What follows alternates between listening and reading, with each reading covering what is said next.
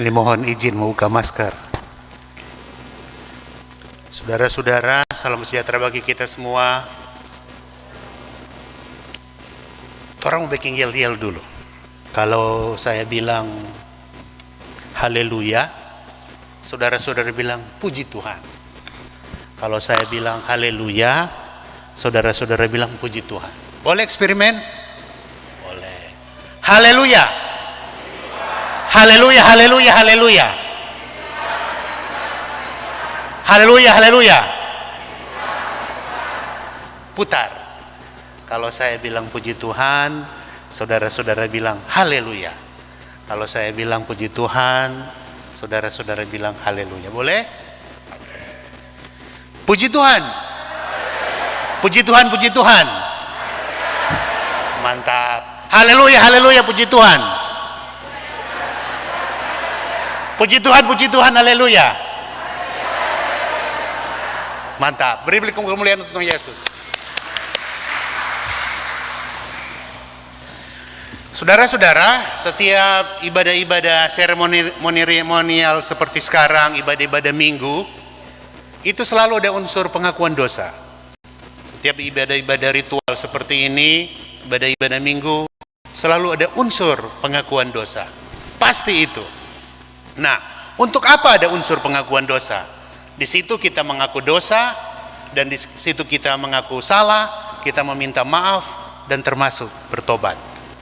Di unsur itu, saudara-saudara, torang pasrah bahwa torang sadar, torang tahu, di belakang torang hari-hari yang telah lewat itu pasti telah melakukan kejahatan, melukai orang dengan kata-kata, tindakan, dan bentuk-bentuk lain. Orang lain tersinggung atau marah atau kecewa pada orang. Di unsur pengakuan dosa itulah kita mengaku kesalahan kita. Nah, pertanyaannya, apakah kita betul-betul mengaku dosa kita kepada Tuhan? Apakah kita tahu kita bersalah kepada Tuhan? Apakah kita tahu kita berdosa kepada Tuhan? Di situ poinnya. Nah, saudara-saudara, kalau berdosa itu, mengaku dosa itu, kalau bertobat itu, apakah stop? Bahwa apabila orang mengaku dosa hari ini, besok orang tidak lagi mengaku dosa. Pada saat orang mengaku dosa, disitulah unsur kejujuran, keterbukaan, bahwa orang telah bersalah di hadapan Dia dan sesama kita. Pengakuan dosa, pertobatan itu dia sebuah proses panjang. Dia tidak berhenti di satu titik, tapi dia maju terus. Selama kita masih hidup, selama kita masih bernapas, beraktivitas, peluang melakukan dosa itu ada. Dan unsur pengakuan dosa, mengaku salah itu pasti ada. Entah itu dilakukan dalam ibadah, atau pribadi, atau ibadah keluarga, atau ibadah sendiri, termasuk meditasi. Saudara-saudara, apa yang sebetulnya yang mau disampaikan Nabi Zakaria pada pasal 12 ini? Kalau minggu lalu orang bahas tentang nabi-nabi besar, Yesaya, Yeremia, Yeskiel, tapi saat ini orang bahas, belajar bersama-sama tentang nabi-nabi kecil, yaitu Zakaria. Saudara-saudara, apa beda nabi besar dan nabi kecil? Apakah dia memang nabi besar, orang besar, dia big, atau nabi kecil dia small, very small misalnya? Bukan itu sebetulnya isinya. Kalau orang pelajari kitab nabi-nabi besar, Yesaya, Yeremia, Yeskiel, itu jumlah pasalnya lebih besar. Itu di atas 50 pasal, sampai 66 pasal pembacaan minggu lalu. Tapi nabi-nabi kecil, Daniel, Hosea, Yoel, Amos, Obadiah, Yunus, Mika, Naum, Habakuk, Sefanya, Hagai, Zakaria, Maleaki, itu golongan nabi-nabi kecil yang isi volume kitabnya lebih pendek. Jadi bukan soal XL, M, S atau XXL, bukan. Tapi isi dari nubuatan kitab itu besar dan sedikit. Nah, di situ intinya. Nah, apa sebetulnya yang mau disampaikan oleh Nabi Zakaria? Saudara-saudara, Zakaria ini berarti Tuhan mengingat. Dia adalah seorang keturunan Lewi, anak imam. Boleh orang baca dia di identitas pribadinya, secara sepintas di Sakaria pasal 1 ayat 1. Dia adalah anak Bereka bin Ido, seorang imam, pemimpin agama, dan seorang keturunan Lewi yang melakukan ritual-ritual, dan Berekia mempunyai anak yang bernama Sakaria. Sakaria ini keturunan Lewi. Jadi kalau konteks sekarang dia anak pendeta. Nah, kalau anak-anak pendeta itu saudara-saudara, oh ada yang hebat, ada yang luar biasa, dan ada yang biasa-biasa. Pendeta bisa cetak jenderal, pendeta bisa cetak hakim, pendeta bisa cetak tentara, pendeta bisa cetak profesor, pendeta bisa cetak dokter, pendeta bisa cetak pengusaha, pendeta bisa cetak dosen, pendeta bisa cetak petani, dan seterusnya. Tapi jarang sekali, Kang, dokter bisa cetak pendeta. Jarang sekali. Saudara-saudara, pendeta, anak-anak pendeta yang jadi dokter itu lebih dari 100, bos. Lebih 100. Data anak-anak pendeta yang ada di GEMIM, GPIB, GKI itu lebih dari 100. Tapi dokter-dokter atau profesor yang cetak pendeta itu jarang sekali. Jarang sekali. Dia kalau 100, haleluya puji Tuhan ada 1. Haleluya puji Tuhan ada 1. Tapi dokter yang dicetak oleh pendeta, jenderal yang dicetak oleh pendeta ada. Nah, itu gambaran Sakaria. Itu gambaran seorang petugas pelayan yang bekerja di rumah Tuhan. Nah, saudara-saudara, apa yang sebetulnya mau disampaikan oleh Sakaria ini dalam pasal 1 sampai pasal 14? Kalau orang baca di pasal 1 sampai pasal 8, itu penglihatan-penglihatan. Gambarannya seperti kitab Daniel yang merupakan penglihatan Daniel. Gambarannya itu seperti kitab Wahyu, penglihatan Yohanes tentang apa yang ada di depan. Apa yang ada di depan. Vision yang dia lihat tentang Tuhan yang ada di depan, apa yang akan terjadi ke depan. Bagian kedua di pasal 9 sampai pasal 14 itu tentang nubuatan kedatangan Mesias. Mesias kan orang tahu bersama itu artinya sama dengan Kristus. Artinya yang diurapi. Yang diurapi itu kan 3. Raja, imam, nabi. Raja, imam, nabi. Bahasa Ibraninya Mesias, bahasa Yunaninya Kristus. Jadi itu yang diberitakan oleh Nabi Sakaria. Kalau orang mau telusuri sejarah, saudara-saudara, pembacaan minggu lalu tentang kitab Nabi besar Yesaya, itu ada 66 pasal di kitab Yesaya. Bagaimana itu Israel kalah oleh Asyur. Israel kalah oleh Asyur, mereka dibuang ke Asyur. Kemudian Babel bisa mengalahkan Asyur. Babel bisa mengalahkan Asyur. Itu di bagian kedua kitab Yesaya. Serta bagian ketiga Yesaya, itu dorong pulang kampung. Sama seperti kitab Sakaria ini, Bapak Ibu Saudara-saudara. Ketika Asyur kalah, Babel mengalahkan Asyur, kemudian Babel dikalahkan oleh Persia. Konteks kitab Sakaria dan Hagai sama, yaitu zaman Raja Kores, Raja Persia. Zaman Raja Kores, Raja Persia. Kemudian Persia juga kalah oleh Yunani Mesopotamia. Yunani Mesopotamia dikalahkan oleh Kekaisaran Romawi sampai awal abad Masehi. Bayangkan itu, Asyur, Babel, Persia, Yunani Mesopotamia, kemudian Kekaisaran Romawi. Bangsa-bangsa ini saling mengalahkan, dan koloni Kekaisaran Romawi itu meliputi seluruh dunia. Kalau terang baca di Kisah Para Rasul 1 ayat 8 sampai ke ujung bumi. Bayangkan itu, saudara-saudara. Dia pe daerah koloni Kekaisaran Romawi sampai ke ujung bumi. Eropa, Afrika, Amerika, kalau dia turun sedikit di Asia kecil. Aduh, luar biasa itu. Kembali ke Sakaria. Apa yang menonjol yang dinubuatkan oleh Nabi Sakaria di bagian kedua 9 sampai 14 ini. Kedatangan Mesias apa Nah, kalau orang baca di pasal 9 ayat 9 yang sering di anak-anak sekolah minggu baca di hafal di ibadah Natal, baik di gereja maupun di kolom, dia bilang begini, lihat rajamu datang kepadamu, ia adil dan jaya, ia lemah lembut dan mengendarai seekor keledai beban yang mudah. Jadi Mesias yang diharapkan ini adalah tokoh besar yang datang dengan kelemah lembutan, kesederhanaan, biasa-biasa. Tidak seperti Superman, luar biasa, raja yang hebat, dahsyat, tetapi dia lemah lembut, jaya, dan biasa-biasa, sederhana. Paralelnya seperti saudara-saudara kalau orang baca di Matius 11 ayat 29. Pikul aku, sebab aku yang aku suruh kepadamu adalah ringan. Paralelnya itu saudara-saudara, itu di Matius 11 ayat 29. Lalu kenapa Sakaria membahas di perikop pertama ini tentang Yerusalem? Ada apa dengan Yerusalem dengan introduksi dua kata, ucapan ilahi? Saudara-saudara kalau orang baca teliti perlahan-lahan, ada 9 kali Sakaria ngomong, Sakaria tulis, bilang tentang Yerusalem.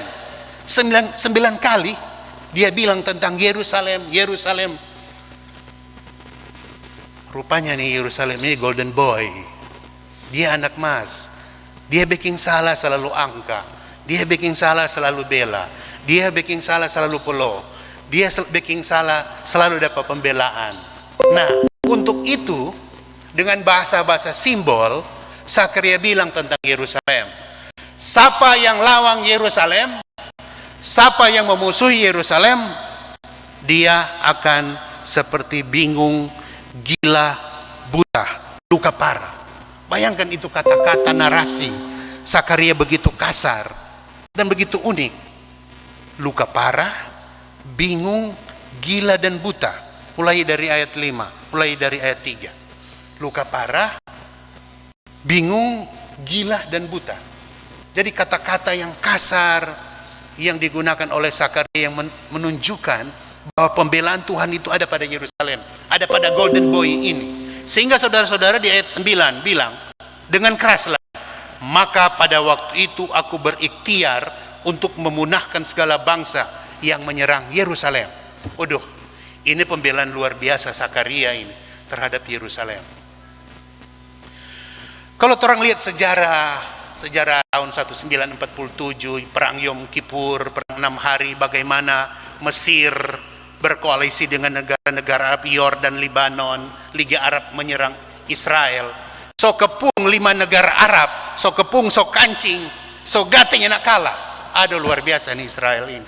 So kepung, negara-negara Arab so kepung. 5 negara Arab kepung, nyandak kalah. Bahkan Israel menang. Bahkan Mesir minta perjanjian damai dengan Israel kala itu.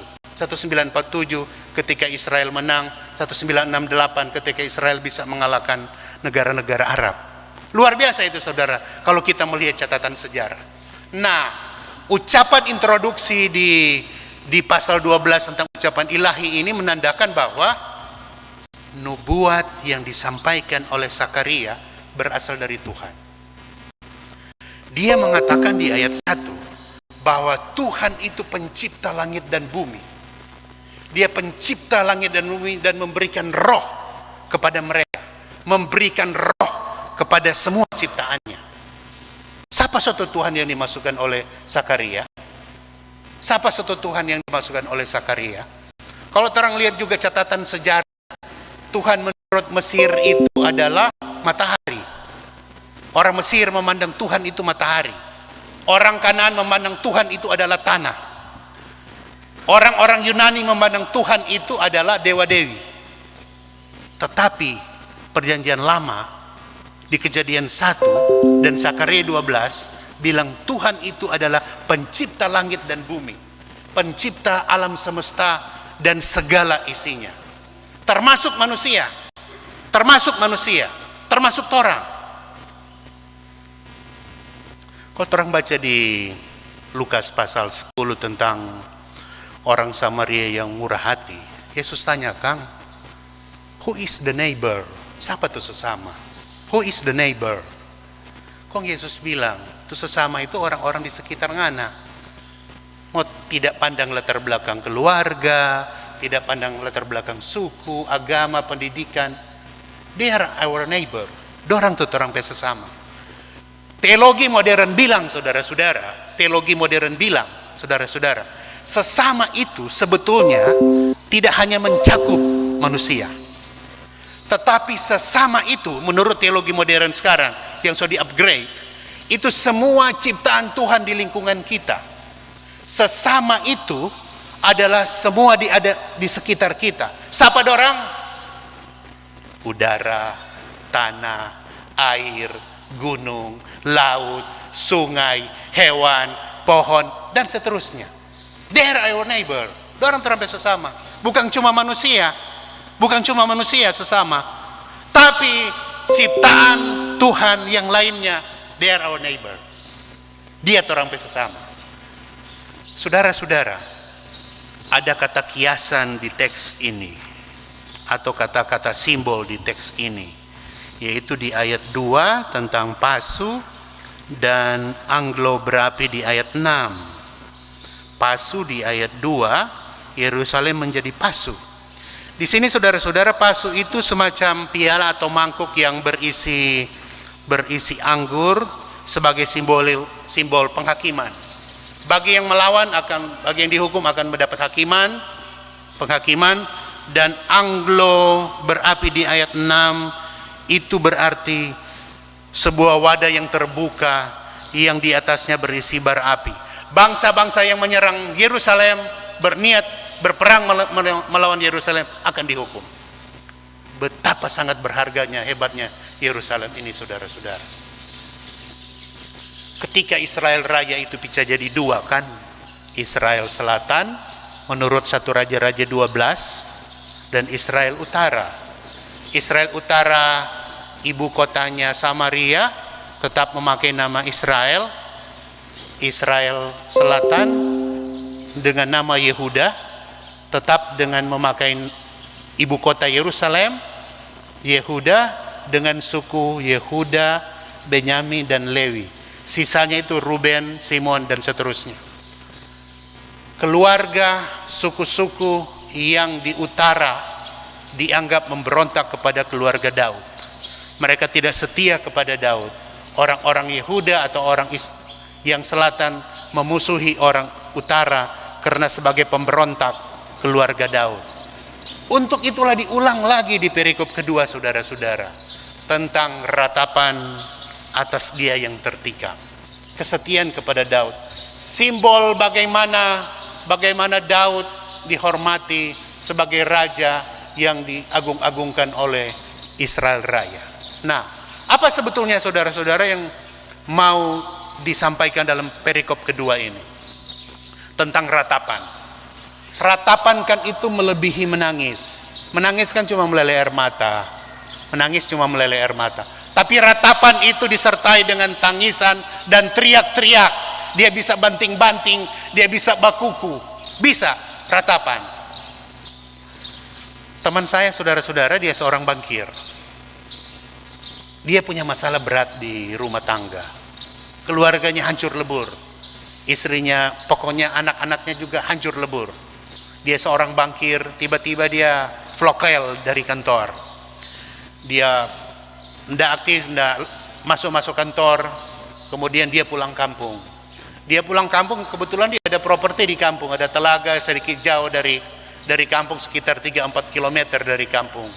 Dia baforo di PDP Kobong itu. Dia stres, dia depresi dengan keluarganya, dan korban pekerjaannya dia tinggalkan. Dia bakuku, dia pokoknya bikin siksa diri sendiri. Dia menangis sehingga DP rambu jadi panjang, DP jenggot dia biarkan, dan dia vlogel di kantor karena masalah pribadi, karena masalah keluarga. Dia nak mampu tahan apa yang dia hadapi. Kan ada orang yang bisa manage perasaannya, bisa tahan DP menangis, Dan ada orang yang tidak bisa kontrol emosinya. Dia bisa bakuku, dia bisa merontak-rontak, dia bisa bataria-bataria dan meratap, berontak, protes apa yang terjadi pada dirinya. Meninggalkan pekerjaan dan dia diskors oleh pemimpinnya. Nah, saudara-saudara, Sakaria mau sampaikan kepada kita, kita bisa menangis, kita bisa meratap, siapa saja bisa menangis, siapa saja bisa meratap. Mau dia pendeta, mau keluarga pejabat, dia dosen, dia pelayan khusus, siapa saja, kan manusiawi menangis. Manusiawi kan normal orang menangis, orang bataria, tapi mengolah perasaan, mengolah penderitaan, mengolah masalah itu banyak orang berbeda-beda. Dan setiap pergumulan itu selalu itu ada sisi positifnya. Kita bisa jatuh dengan satu masalah, tapi ketika kita jatuh, kita melihat sisi positifnya. Oh, ini kote ada maksud Tuhan pada hidup. Tidak hanya negatif, tapi sisi positifnya selalu kita ambil, bahwa ada peran Tuhan yang mengajar kita ketika kita jatuh punya masalah. Anak-anak Tuhan itu tidak perlu takut. Ketika dia prop di muka, dia muncul dari belakang. Ketika dia prop di kanan, dia muncul di kiri. Dia prop di tengah, dia muncul di muka. Karena anak Tuhan. Amin.